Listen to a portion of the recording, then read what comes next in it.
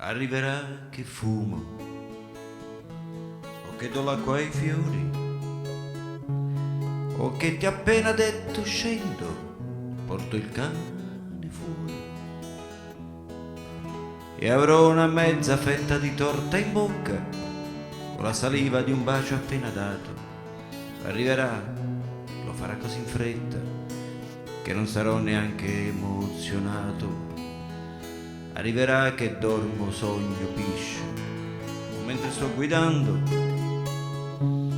la sentirò benissimo suonare mentre sbando e non potrò confonderla con niente perché è un suono maledettamente eterno e poi si sente una volta sola la viola d'inverno.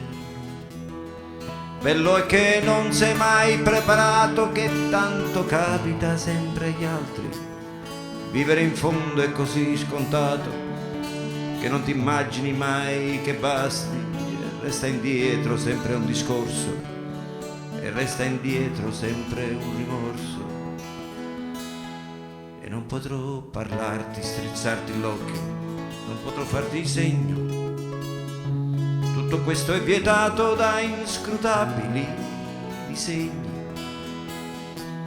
E tu ti chiederai che cosa vuole dire tutto quell'improvviso starti intorno, perché tu non potrai, non la potrai sentire la mia viola d'inverno.